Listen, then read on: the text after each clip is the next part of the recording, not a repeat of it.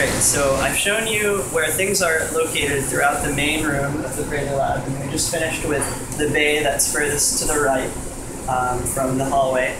So now we're going to go into our analytical and gel rooms. So if you follow me,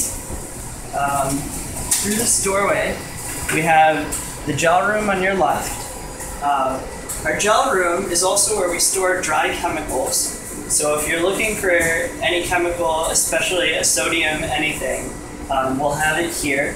And we also keep inventory of all these chemicals with our chem tracker. That's usually a grad student who knows exactly what chemicals we already have in lab, so that way you don't end up having to order something that's already here.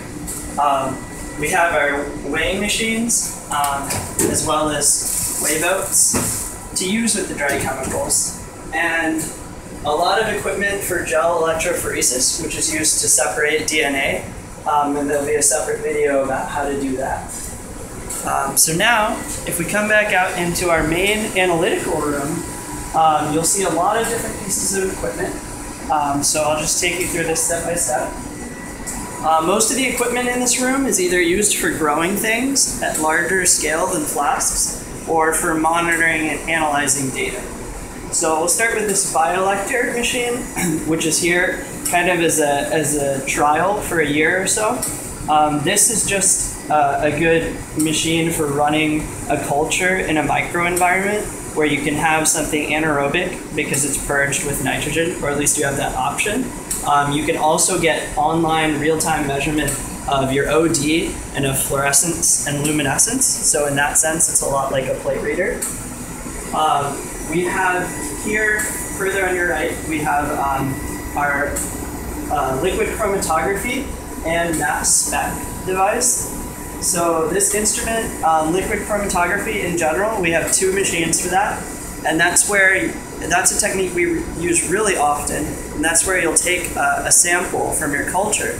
And if you want to figure out what chemicals are in it, which is a big part of this lab, you'll have your vial sit in the LC machine, and it'll be injected and run through, and it uses separation in order to figure out exactly what chemicals are there. There'll be an additional video on how to use the LC. So a mass spec can be used sort of sequentially with that to figure out the exact chemical identity of each of your chemicals in a mixture.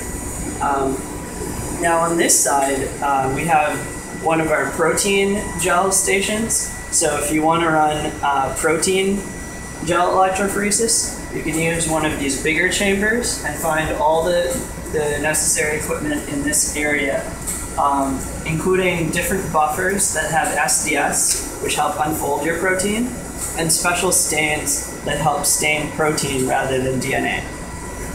Finally, on this side, we have our pH titrating station. So we have a pH probe, and we can get real-time measurement using the glass probe, or we have pH strips.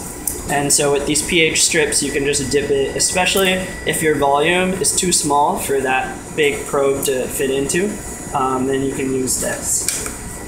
So now if you follow me to the last portion of the analytical room, you'll see that we have another LC on your left.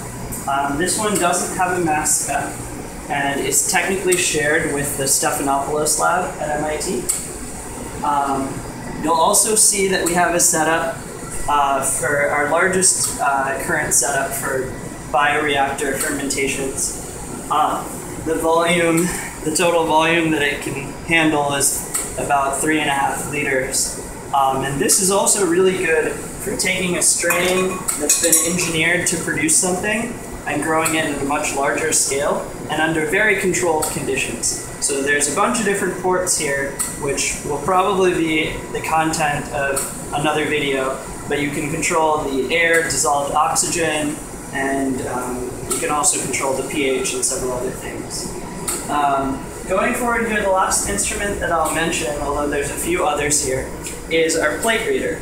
So on the ground, you'll see our plate reader. This is really great for taking 96 well plates, which I'm holding here, and doing like a high throughput assay or an enzyme assay where you're trying to measure absorbance or fluorescence. So it can shine light and detect different things, including OD. And so that's this side of the lab.